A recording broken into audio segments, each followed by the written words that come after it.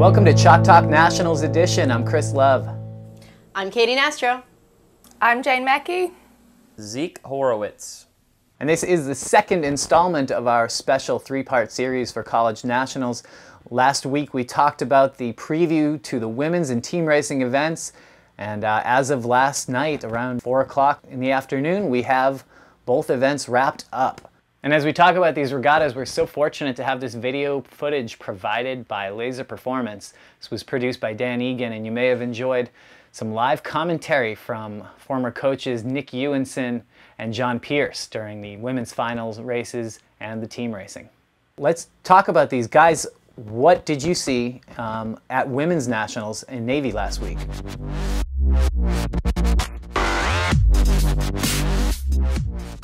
Well, what I saw was another dominant performance from the two-time now Women's Sailor of the Year in Deirdre Lambert for Dartmouth, just laying the beat down in A Division. A few other surprises here and there, but I think that's certainly the highlight. Obviously, it was close with Yale and Dartmouth going into it, only 5 points separating them at the end. But I think Deirdre really proved that she is just that much better than everybody else in A Division. We got the 3 of the top 4 right in our predictions, and a big surprise with Boston College slipping way down the charts. Not a very solid performance from Miss Reinecke. Anything else, Katie, from BC? I think for the Eagles it was a little tough this year. B Division didn't really have the best performance, but at the same time, BC's always a team that's really great at just trying to stay focused, getting to the next race. Even if you had a digger, just go out there and give it your best.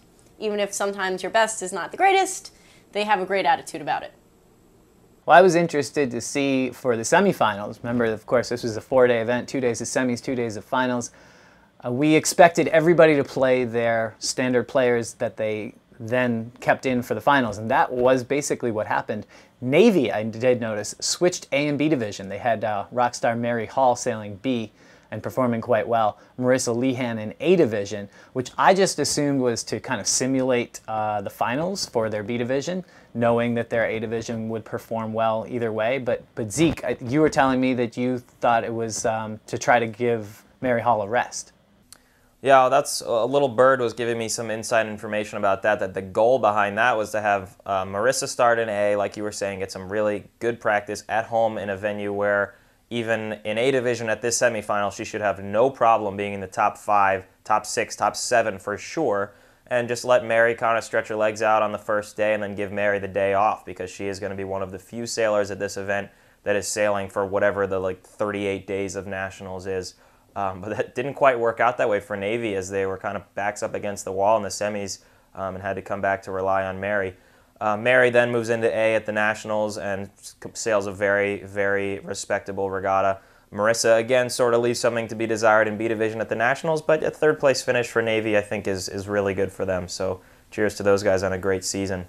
But there were some other interesting things going on in the results, some surprises here. Really great performances from Hobart and ODU. Yeah, ODU for sure. Top-notch finish for them, finishing 4th.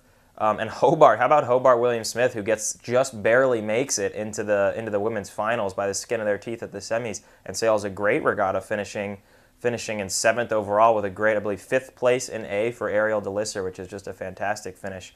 MIT, also, I wouldn't say I'm surprised to see them there. They kind of jumped onto the circuit with a big win earlier this spring, and we were sort of questioning whether or not they would still be able to hang in there, and they did quite well. So that's a really great season for MIT, too. Yep, I agree, Zeke. I think MIT really shown their colors this year. For some teams that usually are really quite consistent, had a couple of slips and wound up pretty low on the leaderboard. We had Georgetown, Stanford, and Brown coming in the teens. Georgetown definitely had an underwhelming performance. Katia Da Silva won Mesa, but then wound up coming in 15th overall in B, giving Georgetown Hoyas the 16th position. Not the best performance we've seen from them. And then Stanford, they got 12th overall, and Brown got 14th. So definitely interested to see how their teams develop for next season. Yeah, I just want to say maybe a little biased, but I think senior Marlena Fowler from Yale deserves some love here for a great finish, finishing 1st in B and keeping her team alive and hopes to get a win. Great year, great career for that girl. Calling all college sailors. The U.S. Sailing College membership includes all the benefits of a full membership at a special price. Why join? Sailors from around the country are positively impacted by U.S. sailing. From beginners to experts, from one-design sailors to offshore cruisers, and from instructor trainers to race officials. U.S. Sailing membership dollars support all types of sailors in countless ways. The college membership has specific benefits just for college sailors. Get your special 4-year U.S. Sailing membership today for just $95.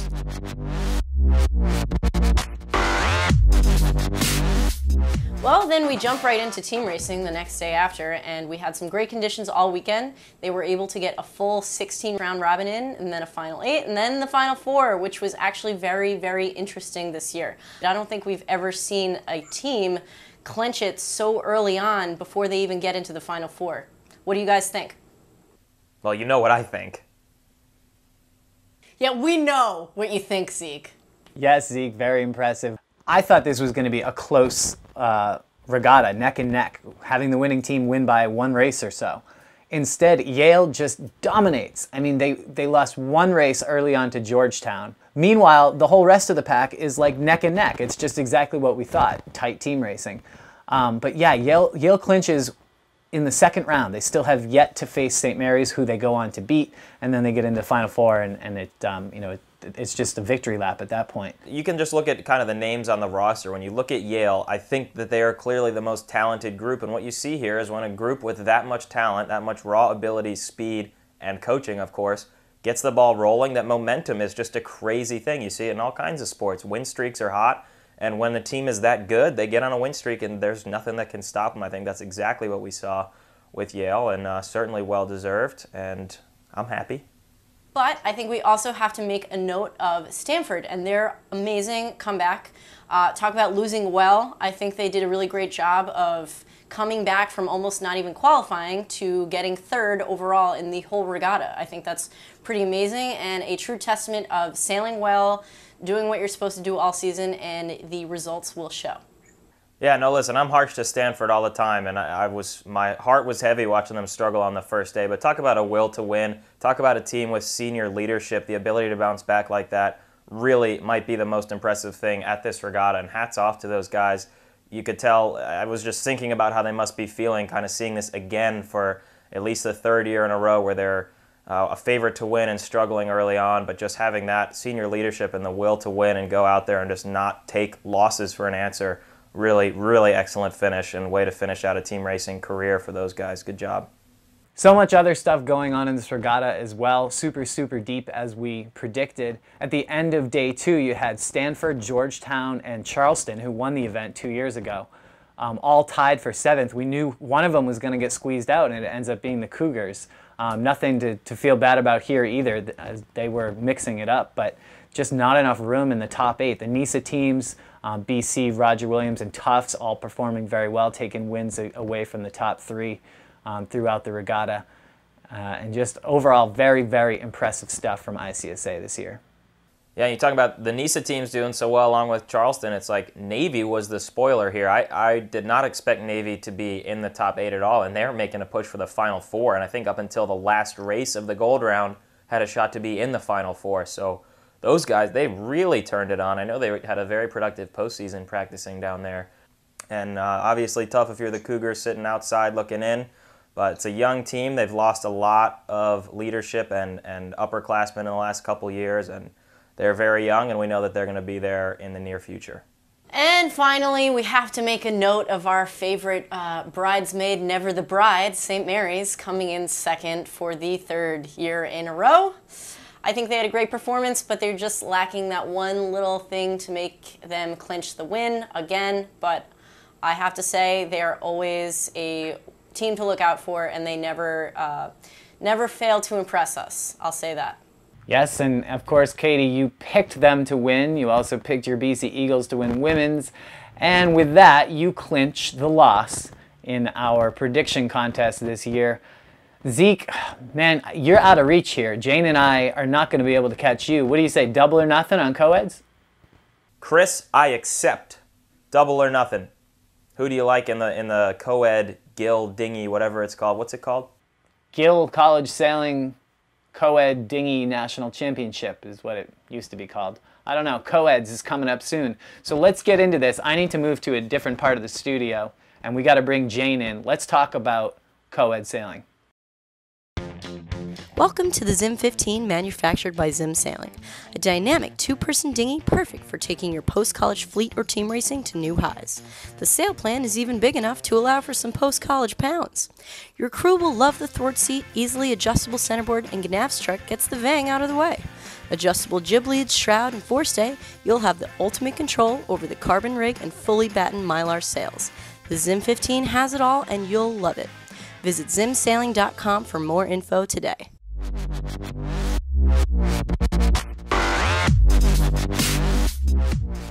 So of course the format for this year's Nationals is a little bit different than it has been. The semifinals leads right into the Nationals, so nobody's qualified for the big dance just yet. All teams, 36 teams, are going to sail in two separate 18-team regattas for the semifinals. 9 teams from each bracket will advance to the Nationals on the last 2 days of the championship. Yeah, and I think this is really nice for those teams that go to semifinals kind of knowing that they're not going to make finals, because at least now they're here, they're at the Nationals venue, they see what this show is all about. The old semifinals format, having it earlier in the year and having it in an off-site location, it was always meant to replicate that experience, but it never quite did it. So this is going to be really cool having all 36 teams there, especially right after women's and team racing is finished up. All this makes me think of is a billion boats out on that small St. Mary's waterfront. It sounds crazy. I feel like just even making it to the start line on time in clear air is going to be huge for those first 2 days when there are 36 boats out on the water rotating. What do you guys think it takes to do well in this 2-day, but really a 4-day competition for those that will make it through? Well, I think first and foremost it depends on the conditions. Certainly with the semifinals, if you're one of the deeper teams, you can spread the wealth a little bit and let some other skippers or other crews get a shot to go in there, and maybe it's a little bit more pressing to do that. If it's blowing 30 the whole time, you need to save some energy and save some legs. Yeah, I think the sailing is going to be a little bit different. You've got half as many, if you're like one of the elite teams trying to win this thing, you've got half as many competitors out there that are going to be at your level as you do at finals, but I don't think you can really approach it any different. I think most teams are going to be sailing their top A, their top B, the whole regatta, maybe putting in some heavies as the winds change, but I don't think you're going to approach it any different than any other regatta, and I don't think you're going to approach it any different than finals. The interesting thing, the nice thing about this is that race 1 of the finals everyone should be warmed up, and it's going to be super competitive. Everyone's going to be doing the right thing, and we're going to have a full regatta where no one is trying to learn the ropes. I think that the home court advantage that St. Mary's may have and some of the other Mesa teams may have is going to disappear by the time finals starts.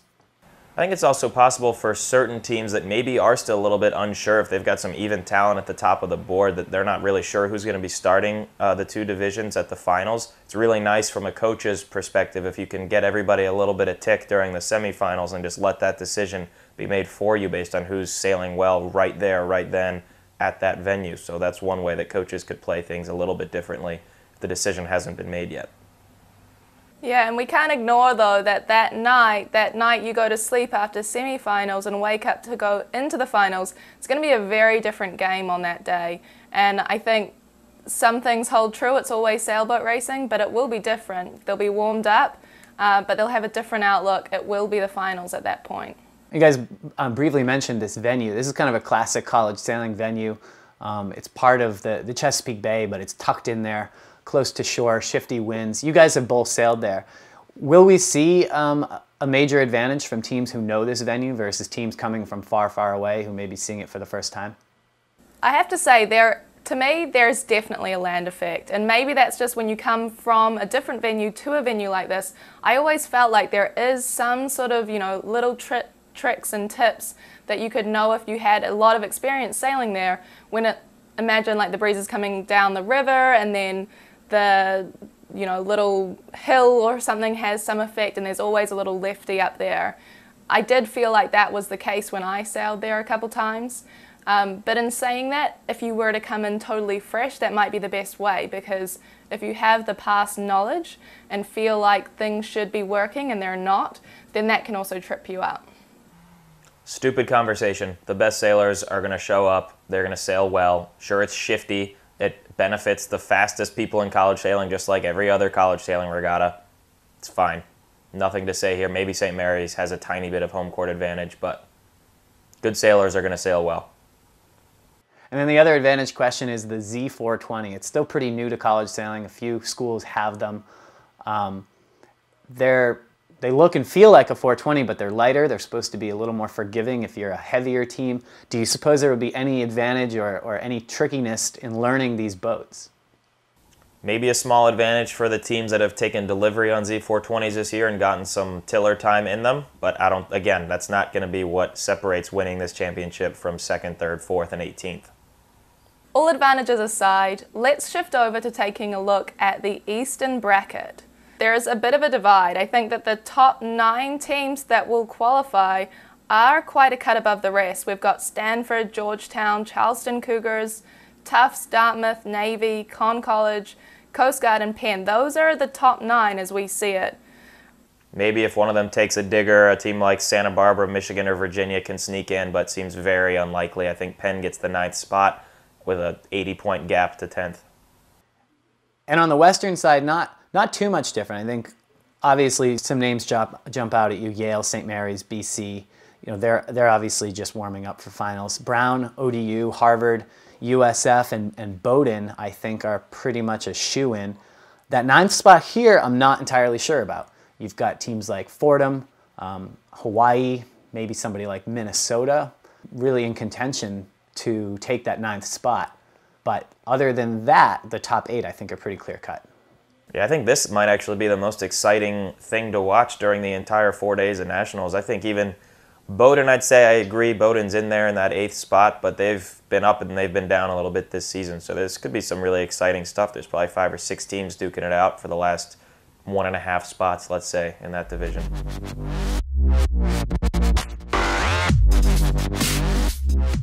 I think that if Katie can get one of the top 5 teams correct, we should just give her the trophy. Because my gut feels so strongly about the teams that I pick, even though that they are all wrong all the time, I am going to predict that Georgetown, Stanford, St. Mary's, Yale, and a team that shall not be named are in the top 5. I think the odds are looking good. Any one of those teams gets in the top 5, you feel confident that that's going to happen? I feel confident that one of those teams will make it into the top 5, yeah. And I think the odds are ever in my favor. That gut of yours is getting smarter and smarter every week, Katie. No doubt about it. I'm going with Yale. I predicted a triple crown, 5 points out in the women's. Get the wood for the repeat year, and they're going to carry on that momentum. And I think that they'll probably win every single race, both in A and B, at both the semis and the Nationals. Go Eli Bulldogs. Yale's tough to pick against, but if I'm going to beat Zeke in the prediction contest, I got to do something different.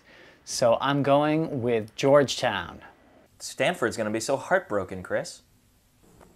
See ya.